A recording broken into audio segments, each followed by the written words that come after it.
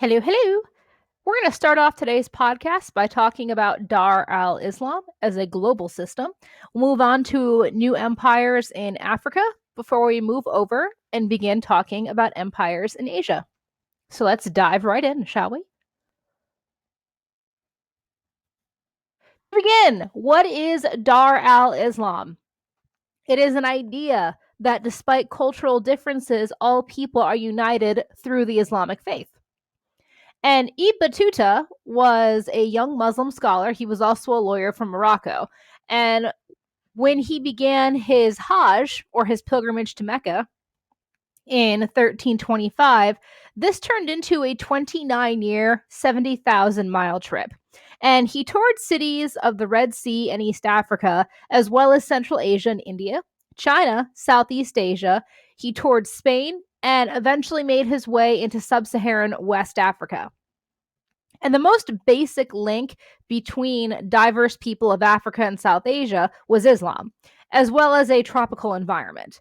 Overland and maritime trade routes joined lands, provided avenues for the spread of beliefs and technologies, as well as the spread of goods. Battuta traveled to Mali in 1352 and actually met the grandson of Mansa Musa. He also traveled throughout Africa. Eventually, when he travels south of the Sahara, he describes the mining of salt. Battuta also went on to Timbuktu on the Niger River. He reached Tunis, the capital of one of the three North African sultanates.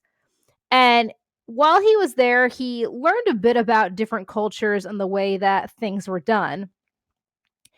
He learned that sultans collected taxes from the people and provided military and police protections as well as a justice system.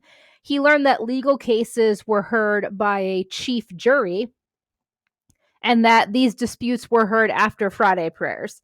Battuta served as a qadi for the caravan that he met, basically serving as a wise man, serving as somebody who can help with disputes. And he also learned that in this part of Africa, Islamic law allowed men to divorce their wives by saying, I divorce thee 3 times.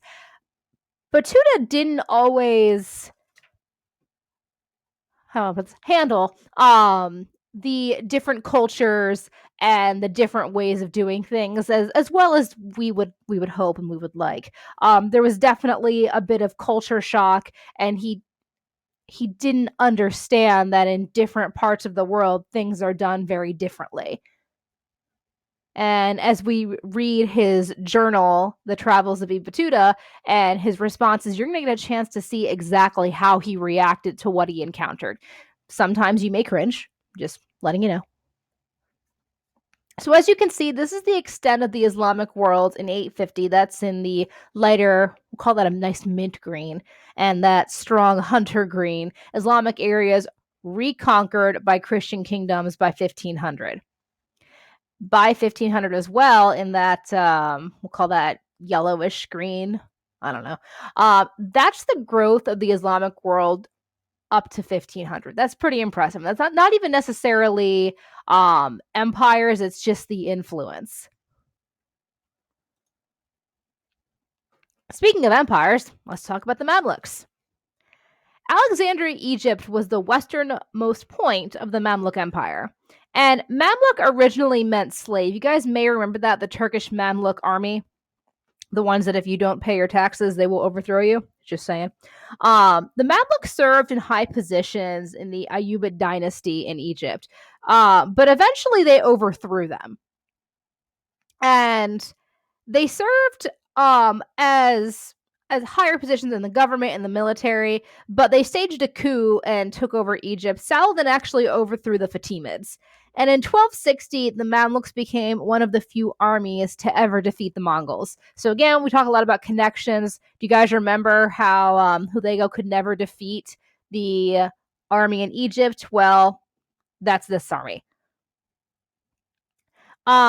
Cairo, which was Baghdad's successor as the cultural capital of the Islamic world, became a thriving city. The Mamluks reestablished the caliphate in Cairo in 1261. And in addition to culture, Cairo had many colleges, and they also became a hub for trade. In the 13th and 14th centuries, a new kind of Islamic mysticism became popular. The roots are traced back to Cairo. The population of this city was anywhere from 500 to 600,000 by the 14th century, and their population was divided into very distinct social groups. Unfortunately, the outbreak of the plague in Damascus in 1348 struck Egypt, and it's estimated that within Egypt, and especially focusing on the city of Cairo, anywhere from 33 to 40% of the population died. And the fall of the Mamluks can be attributed to the Ottoman Mamluk War of 1516 to 1517 led to the fall. You can also see the area they controlled. It's pretty impressive. And that is by 1317. Ignore the AD. That should be BC, or that should be CE. We all know that, but you know. All right, so let's talk about East Africa now. The East African coast, these states made their money from trading tax along the ocean roads. And although these city-states are politically independent, trade did unite the region culturally.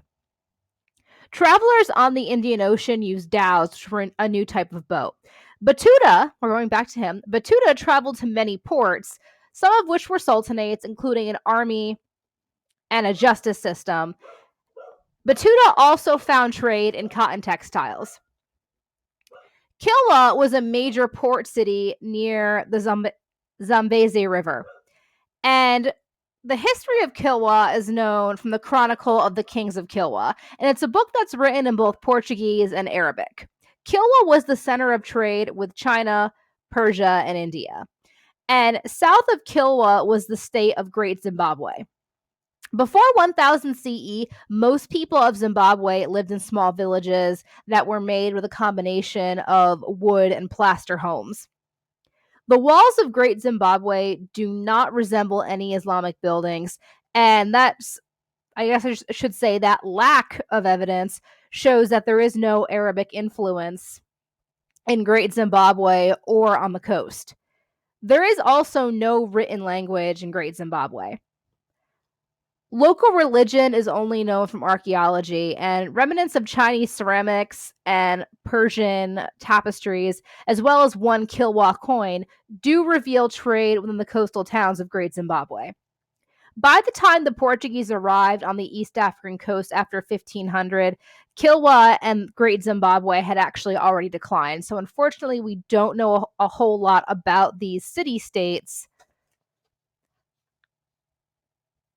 The Delhi Sultanate in India. Between 1206 and 1236, the divided states of northwest India were defeated by violent Muslim Turkish conquerors under the leadership of Sultan Iltutmish, who established the Delhi Sultanate as a Muslim state. Although the Muslim elite then settled down to rule India relatively peacefully, there did remain some tension between themselves and their Hindu subjects. And you'll see this later on when we talk about one of the gunpowder empires, the Mughal dynasty, is you have a Muslim elite ruling over a mostly Hindu population. Except the Mughal empire is much larger. Iltutmish passed his throne onto his daughter Razia. And she was a very talented ruler, but she was driven away from the throne by men who were unable and unwilling to accept a female monarch. And then, unfortunately, she was killed by robbers as she was escaping. It was actually just a coincidence that these robbers targeted her as she was running. So Razia loses the throne and is succeeded by one of her brothers. So under Al-Uddin, who reigned from 1296 to 1316, and Muhammad ibn Tughlaq, who reigned from 1325 to 1351, the Delhi Sultanate carried out a policy of aggressive territorial expansion that was accompanied by a policy of religious toleration towards others. So guys, this is actually one thing that the Delhi Sultanate does very well is even though their religion as rulers is different from their subjects, they're incredibly tolerant towards this. And this actually allows them to stay in power quite a bit longer. In 1324, Muhammad Tughlaq took over the Delhi Sultanate. And he conquered most of India. His army was in search of plunder.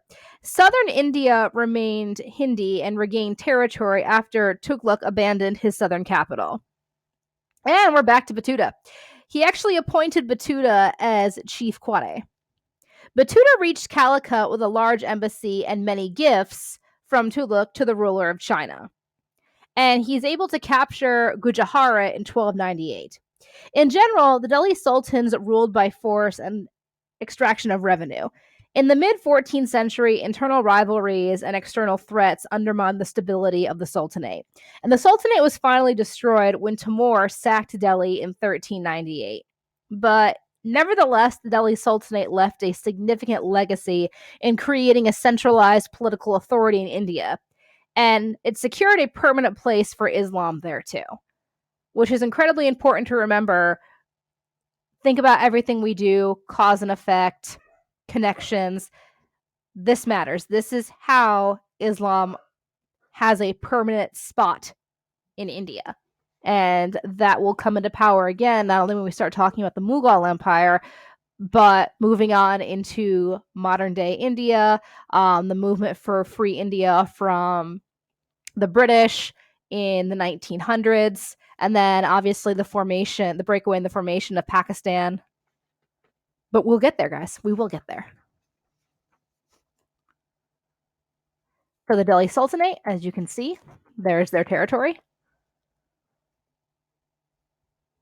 Very nice. Indian Ocean trade.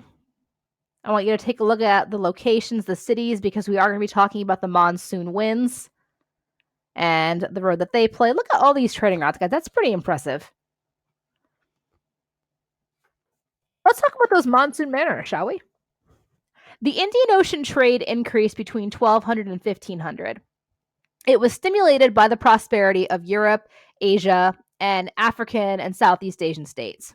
In the Red and Arabian Seas, trade was carried on dhows. From India to Southeast Asia, junks dominated the trade routes. So go back here, just so you guys can focus on what kind of boats are being used where. So just to repeat that again, Red and Arabian Seas, trade is carried on dhows. India to Southeast Asia, junks dominate the trade.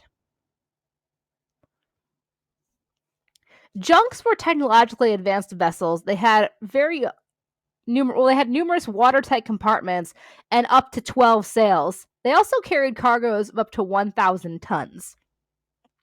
Junks were developed in China, but during the 15th century, they were also built in Bengal and Southeast Asia, and they sailed with crews from those places.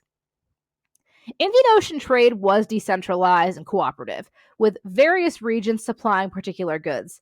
In each region, a certain port functioned as the major emporium for trade, in which goods from smaller ports were consolidated and then shipped forward. So this is very well organized, even though it's not centralized.